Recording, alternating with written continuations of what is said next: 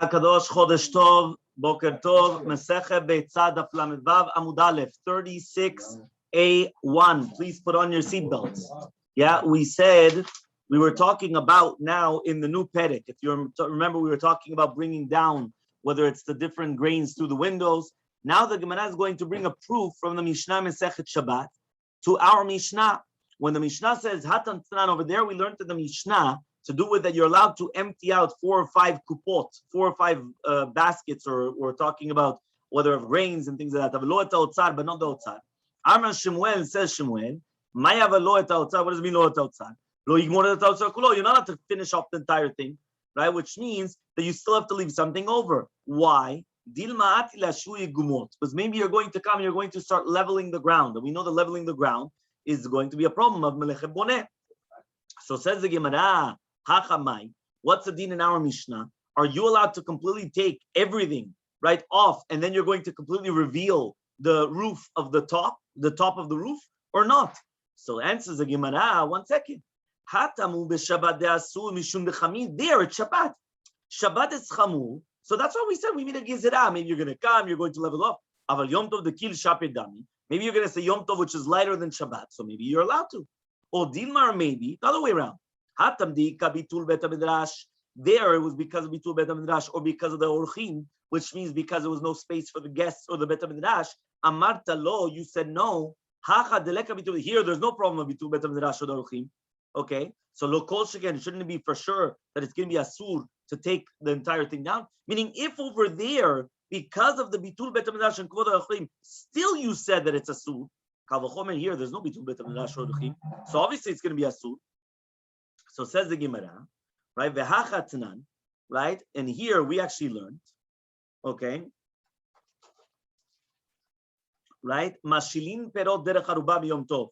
You're going to take down the perot, right, through the window on Yom Tov.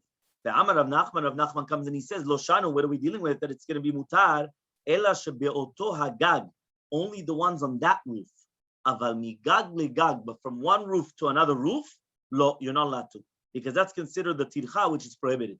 The Tanya Miyachi also learned it in a Beitzah, emetal talim migag legag, you're not allowed to transfer from one roof to another roof. Va'afilu keshegagotehen shavim, even if it's on the same level. Meaning, we're not talking about that you're mamash, you're jumping, but mamash, even if it's all on the same level, you're not allowed to come and take from one gag to another gag. Why? Because of tircha. That's the reasoning. So hatamai, what's the reasoning over there that we said that it's going to be mutar to take from one roof to another roof because of bitul ben rasham, because of the orchim? So hacha hudasur here, it's going to be asur mishum yom tov kil, right? But yom tov is more kal, ve'atil is zulebe, and then it's going to be mezalzel. You're going to come, you're going to disgrace in yom tov. Aval Shabbat echamire, but Shabbat, which is more strict, nobody's going to be mezalzel on Shabbat. Shapir dami, it should be permitted from one roof to another roof. Or Dilmar, maybe mad hachadika efsed perot amartalo. If by here you have efsed perot, you're going to go to waste, and still you said it's asur. Hatam deleka efsed perot lo kol sheken. There, where it's not going to be efsed perot, shouldn't it be kol sheken that it's going to be prohibited? Yeah, that should be prohibited.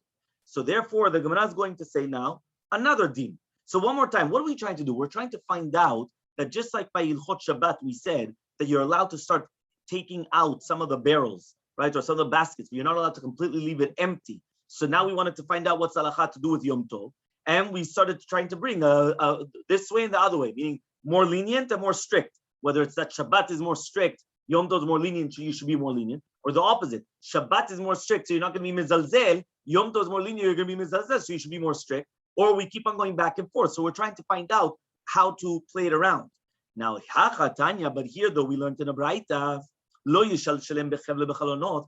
Even when you're going to come, you're going to bring it down. You're not allowed to bring it down with a chevel in the chalonot. It means you're not allowed to bring it down with a rope going downwards, right?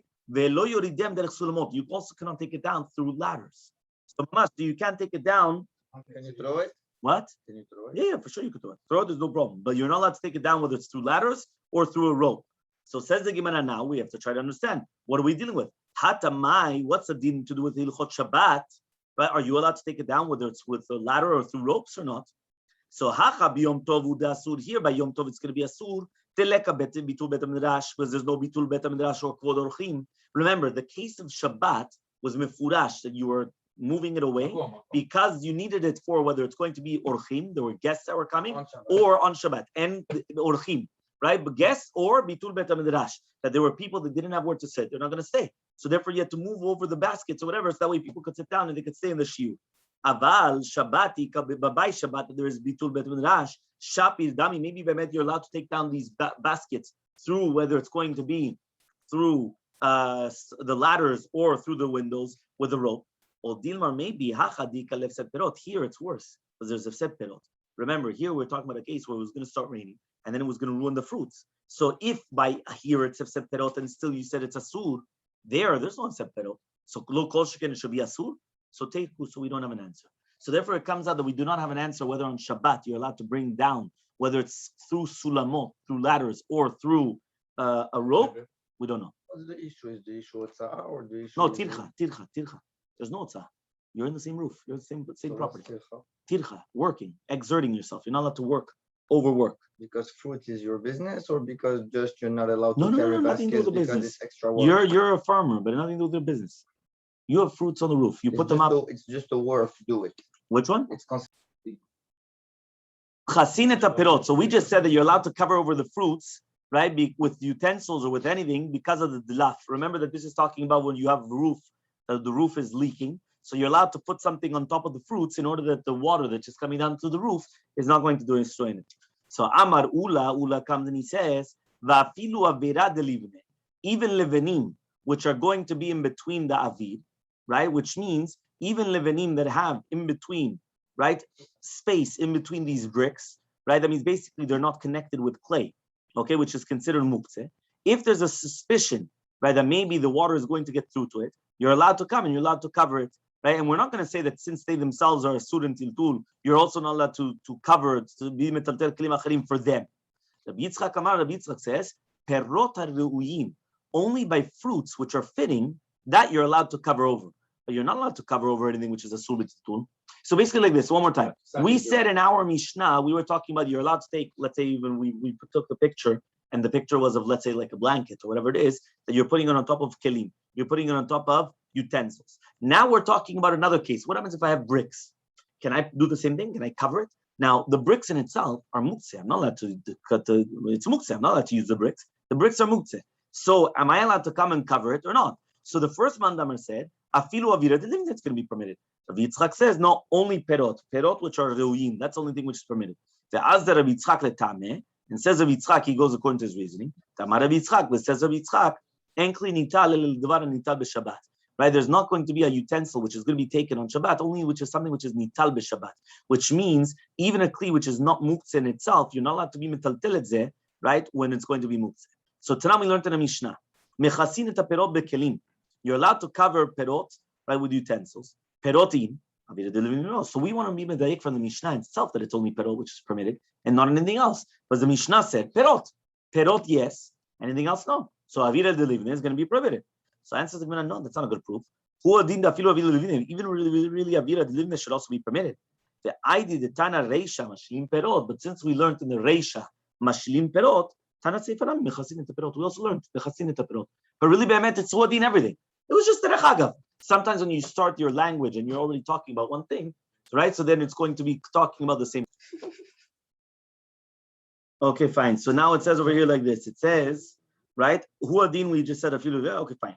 So now we learned in the Mishnah. So we also said that if you had barrels or jugs of wine and oil, you're also allowed to cover them with this blanket in order to save them from this leak which is in the roof.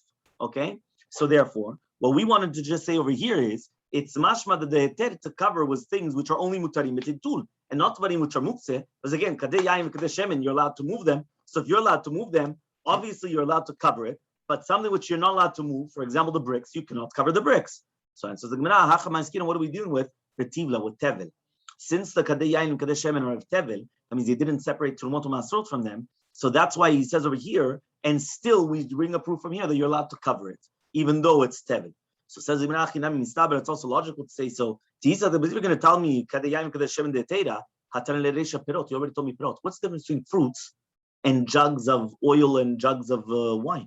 So there's no difference. There's no difference between fruits and jugs of oil and jugs of wine. But rather, the jugs and oil and jugs of wine have to be of tevet. And the chidush is that even though it's tevel, you could still cover it, right? Because of the laf which is coming down, because of the leak which is coming down from the ceiling, and there's no problem. So says the Gemara, that's not true. Why? I would have thought to say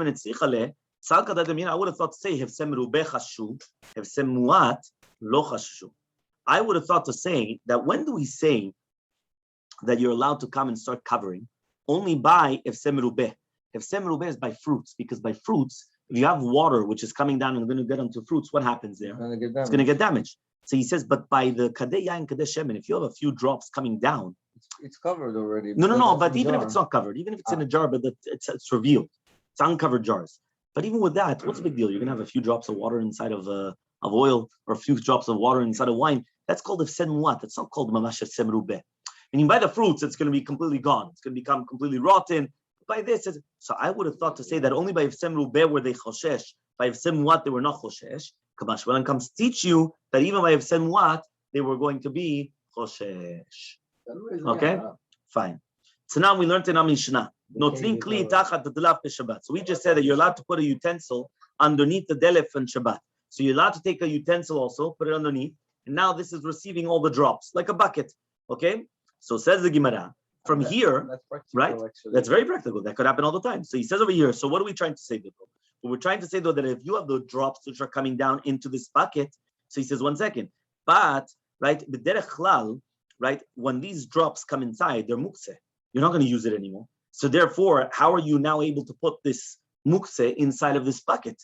So says the Gemara, bedele fara'ui. We're talking about the water is so clean that afterwards you could give it to an animal to drink. And therefore, even though the drops of water are coming down from the roof, it's all clean water. So then afterwards you're going to give it to, so it's not that they're becoming mukse. So don't bring me a proof that you're allowed to come and start covering or start doing things for mukse. There's no problem. So what exactly? So what do become muktzah because they're different? Hashema, we're going to bring down another proof. Orsin machzelet al gabe levanim b'Shabbat. So you're allowed to put a machzelet. A machzelet is like a carpet, right, on top of levanim, on top of bricks on Shabbat, right? What are you trying to do? You're trying to protect, so that way the rain will not come and destroy these bricks on Shabbat. Okay, now remember that stam levanim, right, are muktzeh. Because stam levanim are for buildings, so it's going to be muktzeh. So therefore, you see from here that here you're allowed to do it even for muktzeh. So answers the Gemara, no. No, really, we're talking about that it was leftover. Once it's leftover, so now you can lie down on it. If it's lying down on it, it's not muktzeh anymore because you can lie down on these bricks. It's not that these bricks are designated now for building. You already finished your building. You have leftover bricks, so you can now use it to lie down. Once upon a time, they would lie down on bricks. Nowadays, you need a comfortable bed. But once upon a time, they would come and they would lie down on bricks. So Tashema, we're going to bring another proof. You're allowed to put a machzelet on top of stones on Shabbat. So again, these are mashma, that you're allowed to put it even on top of muktzeh. Answers the Gemara, no. No, here we're talking about the stones which are sharp. So therefore, since they're sharp, they're fitting for the washroom. Because in the olden days, they wouldn't have tissue. They didn't have tissue. What would they use in order to wipe themselves? They would use with a stone, with a sharp stone. So the sharp stone, they used to come and they used to actually come and use it. So therefore, since it was sharp stones, right? So therefore, it says over here, it's not muktzeh. Okay. Which one? No, they're chadot. They're chad. Right? It was chad. Okay. Tashema, we're going to now bring another proof. What's the other proof now? Says the Gemara, Tashema, we're going to try to bring another proof, right? So you're going to put a machzelet on top of a kaveret dvorim, right, on Shabbat. So kaveret dvorim is like a beehive on Shabbat. B'chama, in the sun, because of the sun. Geshamim, in the rain, in the rain. But as long as you don't have kavanah to start trapping. So you're allowed to actually come and put mamash, like a machzelet. You're allowed to put like some type of again, we're talking about like this type of a carpet or this type of a blanket on top of the devorim, right, in order to protect the devorim. But now 1 second, by the way, you're going to start actually trapping them. So he said, obviously that's going to be doraita. So he says, still the Braita says you're permitted to do that. Now why? Hatamnami answers the Gemara over there also, the dvash, there's dvash. Since there's dvash, that's why the kaveret dvorim is not muktzeh, because since there's already honey, so therefore beforehand it was only with bees. Bees is muktzeh. Not to touch bees on Shabbat, all these things. But once it has the honey inside, so now it's no problem with muktzeh. So Amale Rav Ukva Mimeshin Ravashi. Says Rav Ukva from Ishan to Ravashi. Hateinach bimot hachama. This is only going to be good during bimot hachama. What does it mean bimot hachama? The bimot hachama means in the summertime. Tika dvash. In the summer, that's when you're going to have dvash, right? That's when you're going to have the honey. Ava bimot geshamim, when it's in the winter time, he says there's no dvash inside. So what are you going to say then? Because we just said that you're allowed to come bageshamim mipinai geshamim. You're allowed to come and cover this kaveret devorim, right, with a blanket, with a machzelet, with a carpet, whatever you want, in the geshamim. Bimot geshamim. Bimot geshamim, there's no dvash. So there's no dvash. Again, it's mukse. So how are you allowed to cover something which is mukse? So answers the Gemara again. Lo nitzicha. What are you dealing with? Ele lotan shtei chalot. We're already talking about that they used to use it. They used to leave them 2 chalot dvash. You ever heard of the terminology chalot dvash? Chalot dvash is basically where the where they have the honeycomb, right? So they have like these. It's like 2 trays, right, of honeycomb. So those 2 trays, they would leave 2 trays full of honey for the bees throughout the entire winter. Why? Because that was their food for the entire winter. If you would take away all the honey, right, they can't make honey, right? They can't make honey, right? They cannot make honey. So therefore, since they cannot make honey, it's going to be problematic. So what do? They actually leave over 2 honey trays throughout the entire winter. And because of those 2 honey trays, that's why there's still honey. So therefore, it's not muktzeh. So because of that, you're allowed to come and you're allowed to cover this kaveret dvorim because of this. So says the Gemara, protect it from the sun. In the bimot hachama, mipenei hachama, for the sun. To protect the honey from the sun. No, the honey. You're talking about the kaveret of dvorim. Obviously, the honey and the bees. But right? You cannot because it's muktzeh. Well, that's why we said that it's agav the. Great, but So says the Gemara. 1 second. Even those 2 chalot, what do we want to answer? We wanted to answer that since there's still 2 chalot dvash, so because of those 2 chalot dvash, it's not muktzeh. Ask the Gemara, otan shtei chalot muktzeh. Those 2 chalot are also muktzeh. Why? Because since you came and you designated these 2 chalot dvash for the bees, right? So again, it's muktzeh. The entire thing was because the dvash is for me. Dvash is for me is not muktzeh.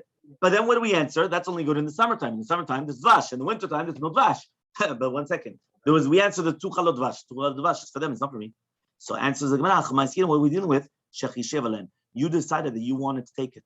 So since you decided that you wanted to take it from before the Shabbat, so therefore that's why it's not considered muktzeh. Okay? Aval, you didn't take it before the Shabbat. You thought about it before the Shabbat. But you take right? it or no? Now you're allowed to take it. Okay. Even if you didn't take it. But the fact that you thought about it. That's fine. No, that's not your problem. Says the Gemara. Aval lo chishev alehem man. But if you do not think before the Shabbat on this chalot dvash, what's salacha? Obviously, you said it's going to be asur. So at the Tanya, we said that the kavanah had to be that you don't want to actually come and do tzeda. So lifluk v'litin medida. So why don't we make a differentiation in that case in itself? When are these words that you're allowed to come and to be mitaltel machzelet and to put it on top of the kaveret during b'mot geshamim? Only b'chishev alehem. Aval lo chishev alehem. It's going to be asur. So why did you come and you tell me only there's one condition? What's the condition? There's another condition. Bimota geshamim in itself, it's uvilvad shechashav alehem. Because if it wasn't shechashav alehem, so you're not allowed to, because then everything's muktzeh. So answers the Gemara, you're right. Hachi kamar, this is what it means to say. Afal pi shechishev alehen, even though you did think about it, meaning you thought about during Gemota geshamim using these chalot dvash, you're still not allowed to come and have kavanah to be tzad these bees. Okay? So says the Gemara, so why are you always going like Rabbi Yehuda that he holds a muktzeh? Right? Why? Because everything that we mentioned now was in Shitat Rabbi Yehuda that he holds a muktzeh. If you go like Rabbi Shimon that he's more mekel in muktzeh, so you're allowed to be metaltel the machzelet even for the muktzeh. Right? But you're not carrying the muktzeh. You're carrying the machzelet to protect the muktzeh. So that should be fine. So ima seifa, let's see the seifa. You're not allowed to have kavanah to be tzad. This goes according to Rabbi Shimon that davar shelo mitkaven is going to be mutar. Because remember that according to Shitat Rabbi Yehuda, davar shelo mitkaven is asur. What is davar shelo mitkaven? I'll give you an example. You're walking on the street, and by the way, you're stepping on ants. You're killing ants. Or by the way, your feet is taking up grass. So that's something which is davar shelo mitkaven. Davar shelo mitkaven means you do not have kavanah to do so. So therefore, even though you're doing a melacha, whether it's of killing the ants or of uprooting the grass, Since you don't have kavanah to do so, the Russian mikaven is mutar. That's what we paskin, which is like Rabbi Shimon. Rabbi Yehuda holds it's a sur. The Russian mikaven is a sur. The only time Rabbi Shimon agrees that it's going to be a sur is psik reshe. Psik reshe means if it's inevitable. If it's inevitable, meaning that it's a must that you're going to have to do it, so then it's a sur. Because just like if you cut off the chicken's head, it's not going to die, obviously. So same thing. So if you're running in the grass without, without socks, and therefore it's getting into in between your feet, it's getting the grass, and you're for sure uprooting grass along the way, and you're running. It's not that you're going slowly. You're running. It's going to be a sur. But that's called psik reshe. Psik reshe means it's inevitable that you're doing a melacha. For example, I want to open up the fridge, and there's a light. So I don't have kavanah to turn on the light. I want to open up the fridge. But if I know that if I open up the fridge, the light is going to turn on. So that's called a psik reshe, which means that even though Rabbi Shimon says davar shel mikaven is mutar, psik reshe is going to be a sur. Here, right, we wanted to say that what do we say? We said that as long as you don't have kavanah to do tzeidah, as long as you don't have kavanah to start trapping. 1 second. What's going to happen? What's going to happen is that you don't have kavanah, so it's permitted. Ask Gemara, v'tispera de Rabbi Shimon. Are you going to tell me it's Rabbi Shimon? V'habai v'Rabba Tarnut Tavei. Rabbi and Rabba both said, Rabbi Shimon psik reshe. This is psik reshe. Why? When you come and you put this blanket on top of the dvash, on top of this kaveret dvorim, what are you doing? We said as long as you don't have kavanah to trap. Is it inevitable that you're going to trap? Obviously. The second that you put a blanket over the dvash dvorim, or the kaveret dvorim, obviously it's going to be trapping bees. There's no question. So therefore it's psik reshe. Psik reshe, even Rabbi Yehuda says, even Rabbi Shimon, says that it's going to be a sur. So answers the Gemara, leolam kula Rabbi Yehuda. Really, be'emet, this entire Beitzah, whether it's the Reisha or the same, everything's going to Rabbi Yehuda. What are we dealing with? Dit bekave, that it's got chalonot on the sides. So therefore the devorim could actually get out, right? Because on the sides, they have like an opening that they're able to escape. So therefore, since they have an escape on the sides, it's permitted. Right? And don't tell me that according to Rabbi Yehuda, that's sur, right? That it's mashma, that if you're actually you're allowed to do it, even if you don't have kavanah. As long as you don't make it a trap, right? By 36b, which means that as long as you're not making it a trap, because if you make it like a trap, it's a problem. Which means, for example, right? They use this case even nowadays.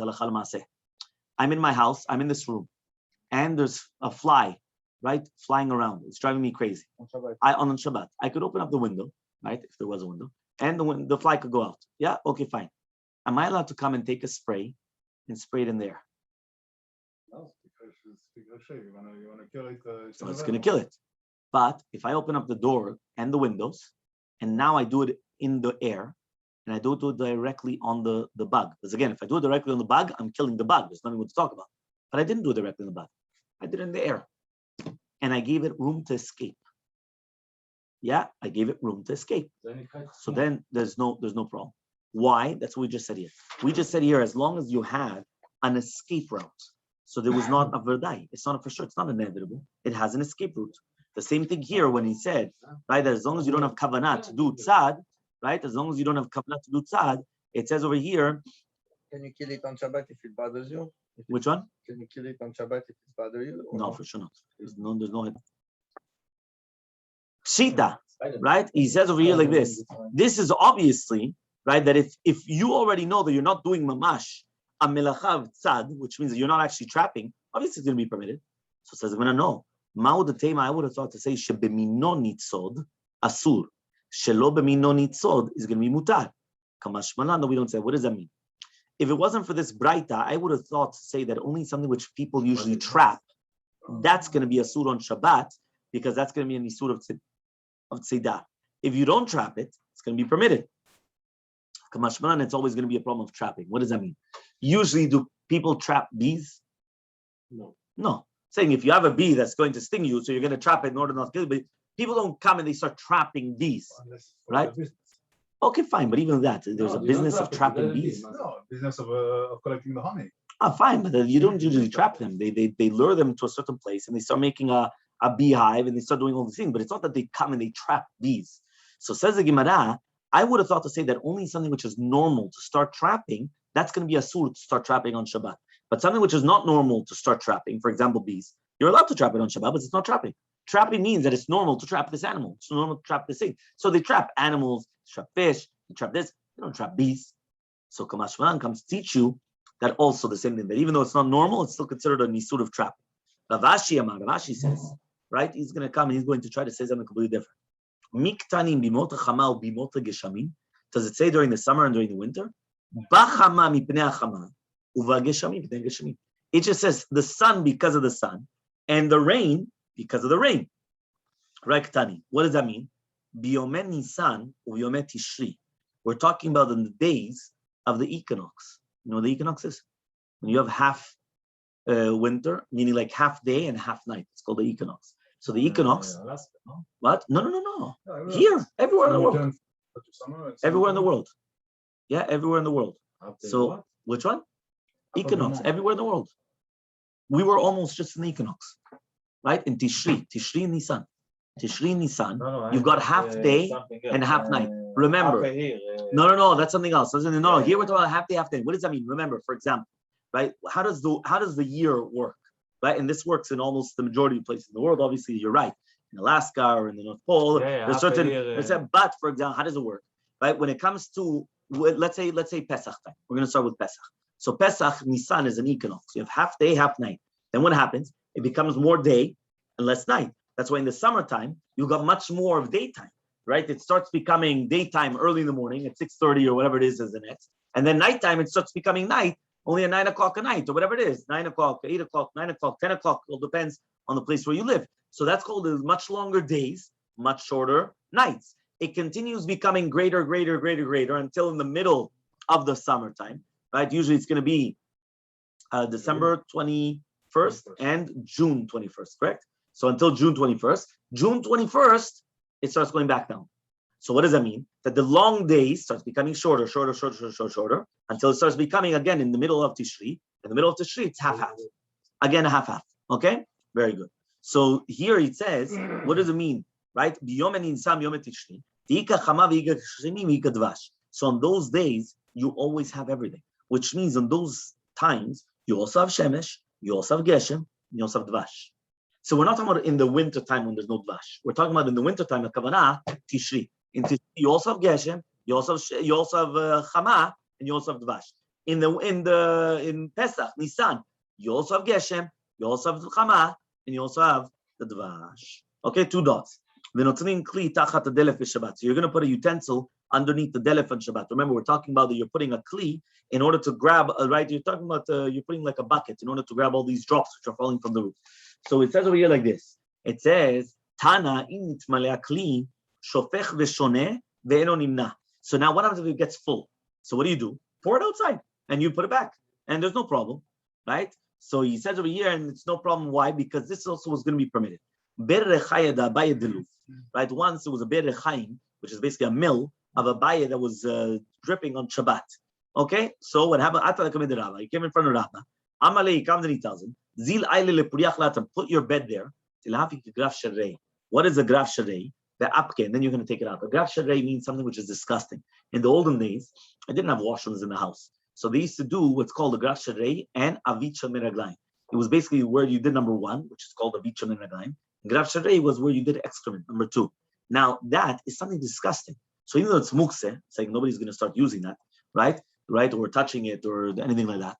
But you're allowed to get rid of it. Why? It's a graf sharei. Graf sharei means even though it's mukse, it was disgusting. What, you're going to leave it in the house? Imagine you're going to have somebody there, just leave it there. Why? A mukse. You're going to leave it there with the smell and with everything there. It's disgusting. So you're allowed to throw it out. That heter of graf sharei, they extended it to many different halachot. One halacha, for example, is a rat. There's a dead rat, right, that's found, or a mice in the house. It's mukse. Yeah, but you can get rid of it. Why? Graf sharei, right? And we extend it to many other halachot as well. So it says over here, so he went and he said, no, not anything inconvenient, certain things. So the halacha says here, what did he tell him? He told him, go put your bed there. If you put your bed there, what's going to happen is it's like a graf sharei. What is this? You're going to come and have all those drips coming, and it's like a kli of tzoah that is coming and dripping on top, and then get rid of it. The apke, and then you're able to take out the rechaim, and then you're allowed to come and you're allowed to move it from the place in order to save it. Okay. So basically, what happened is that, again, one more time, there was the drips that were coming down on the mill. It was going to ruin the mill. He went and he said, put your bed there. Once your bed is there, it's going to be dripping on your head. It's a graf sharei. Take it out. And you take out the milk. Okay? Fine. Yati Rabbi v'kakashale. So as Rabbi sat down, he started thinking 1 second. Are you allowed to do a graf sharei lechatchila? Right? Are you allowed to do a graf sharei lechatchila? Adeachi nafil berechaye. Right? They fell down.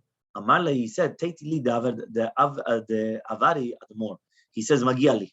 Why is magiali? Magiali means, right? It's magiali the onish. Zarka, the one, the back one. The back one. Yeah? He says, why? He says, because I transgressed the words of more. Which means the fact that I went and I transgressed the words of more, meaning I went and asked my rabbi. My rabbi went and he told me, permitted. He told me what to do. I started hokyando, I started thinking, right, like a wise guy, that all of a sudden, no, maybe it should be a sur, maybe it should. What happened? It fell. So he says, Magilia onish. Right? It's Magilia. How do you say Magilia? I'm deserving of it. Why? I went against my rabbi. So he says I'm deserving of it. But now the question though was a very valid question. You know what the question was? The question was is that you never do lechatchila graf sharei. Meaning you never come and you put a rat in a certain place and I'll say, you know what, now I could go throw it out. You know what I'm saying? That's making a graf sharei lechatchila. So Amar Shmuel says, graf sharei ve'avit shel mer raglaim. That's why I explained to you before. Mutal leotzian lashpa. You're allowed to throw it out in the garbage. When you bring it into your house, you're allowed to put water in it to cleanse it out, and then you can bring it back into the house. So we thought to say graf sharei agav mana'in, you could only do the graf sharei. You're allowed to take it because it's agav a kli. It's a utensil. At the end of the day, it was a utensil, right? That used to do the graf sharei inside of it. Then used to come, used to wash it out and bring it back in. But if that's small, but if it's on itself, which is disgusting, meaning if you're going to come and you're going to have, right, the actual something which is disgusting in itself without a kli, it's going to be a sur. Tashma, we wanted to bring a proof. Right? There was an akhbar that was found, right, between the besamim of Ravashi. Ravashi went and he told the people there, Nakta betzutzita v'apkeh, grab it by its tail and take it out. So he said, grab the akhbar by its tail and take it out of here.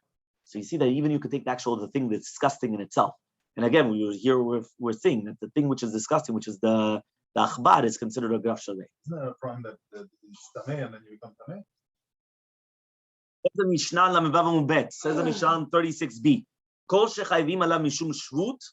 Right? He says mishum reshut mishum mitzvah b'Shabbat chayvim alav yom tov. So anything which is going to be chayav midrabanan, which means that the rabbi is prohibited, whether because of shevut, whether because of reshut, which means that even though it's something of reshut, but still the rabbi is prohibited to do it, or mishum mitzvah, right, which is a mitzvah gemura, and still the rabbi is prohibited. All these three cases, shvut, reshut, mitzvah, if it's asur on Shabbat, it's also chayav on Yom Tov. That means you're not allowed to do it on Yom Tov either. So now we're going to explain. Ve'elo mishum shvut. What are the things which are derabanan? Lo olim ba'ilan. You're not allowed to go up on a tree on Shabbat. Why not? Because maybe you're going to break a branch or things like that. So the same thing, you're not allowed to do it on. So he says over here, it's not only just because of the breaking on the branch. He says over here, right? Anything which grows on the ground. Okay, fine. But now he says here like this. He says, right? So not on Yom Tov. Also, you're not allowed to come and ride on an animal. Now on Shabbat, you're not allowed to ride on an animal. It's an Isur Doraita, right? Or here it says here it's not an Isur Doraita, because he says you're just because it's not you're actually riding, right? He says over here. You're not allowed to use them at all. So he says, right? Because he says you're not allowed to make your animal work on Shabbat. But here it's not working, you're just riding on it. But you're not allowed to do that because of the Rabbanan, right? So he says over here, velo shatin al pnei mayim, you're not allowed to come and start swimming on the water. Velo metapchim, and you're not allowed to come, you're not allowed to clap. Velo mesapkin, you're not allowed to hit on your thighs. Velo menaktin, you're not allowed to dance. So here is a proof that all these things you're not allowed to do on Shabbat, you're not allowed to do on Yom Tov. And each one on Shabbat is going to be asur for different reasons. Okay, whether it's for the even until nowadays the same thing. You're not allowed to. Well, of course you're not allowed to. 100%. לרקוד, you're not allowed to רוקד on Shabbat. חס ושלום. מתי לא, הוא מכוון על ברסלב, הרב, הוא מכוון על ברסלב. You're not allowed to, right? So I'll tell you. So I'm going to explain to you. Very, very simple, right? It's a very big misconception. People don't know this halacha. First of all, to do with swimming, you're not allowed to swim. Here we're talking about the pnei mayim. Mayim is on the sea. On the sea, you're not allowed to swim because maybe you're going to make a raft. You're not allowed to dance and do all the raft. Kli shait. a utensil that you're going to start the Small swimming. boat. A small boat. It's not really a boat, but it's a raft. Are you gonna make a raft? Brecha is something different. And also, the Eluhen Mishum Reshut. These are the things because of Reshut. What is Reshut? Right? Lo Danin, you're not allowed to judge on Yom Tov. Lo Mekachin, you're not allowed to get engaged on Yom Tov. Velo Choltzin, right? You're not allowed to do Chalitza on Yom Tov. Velo Miabmin, you're not allowed to do Yibum on Yom Tov. Ve'eluhen Mishum Mitzvah. These are the things of Mishum Mitzvah. What is Mitzvah? Lo Makdishim, lo Marichim, lo Melachimim, lo Magvin, Trumot Umasrot. So you're not allowed to do Hekdesh. You're not allowed to do Erechim. Right? What Hekdesh is, I'm making it this Hekdesh. Erechin is my value, or the value of something to go to the Beit HaMikdash. V'lo machlimim, you don't make a chefetz into cherem to the Beit HaMikdash. V'lo magbihim, you don't pick up trumot u'masrot. So those are mitzvah. So those are three things. You're not allowed to do things which are shvut, the rabbanans. You're not allowed to do things which is reshut. But for example, judging. Judging is not a isur rabbanan, but it's not a mitzvah. I'm supposed to judge. So I shouldn't judge on Yom Tov. Okay? But then you have things which is going to be mitzvah. What is mitzvah? Mitzvah is you're not allowed to put a dash to give the erech or cherem or trumot masrot. Right? Kol elu b'yom tov amru kal v'chomer Shabbat. If all these things were said on Yom Tov, kal v'chomer and Shabbat, you're not allowed to do all these things. So it finishes off the Mishnah. And ben Yom Tov and Shabbat, there's no difference between Yom Tov and Shabbat. Only ochel nefesh. I mean, things to do with food. Other than that, you're not allowed. So now we're going to explain one by one. Lo lim ba'ilam. Why are you not allowed to come and go up on a tree on Shabbat or on Yom Tov? Maybe we're going to break down one of the branches. You're not allowed to come and you're allowed to ride an animal. Why not? Maybe you're going to go outside of the tchum. Meaning, if you would ride an animal, maybe you're going shmamina tchumin doraita. So we learn from here that tchumin is doraita, right? Why? Because if you're going to tell me that you're making gezerah, you're not going to make a gezerah on a derabanan. So gezerah is on a doraita. So what? Tchum is doraita. We know that tchum is not doraita. And so the gemara like gezerah shemiyachtuch zemura. No, maybe you're going to break a zemura in order to come, and that's going to be kotzer, which is to doraita. Why? In order to direct the animal, because they used to direct the animals with a wood, with a piece of wood. Okay. Lo shatilam penemayim. You're not allowed to swim.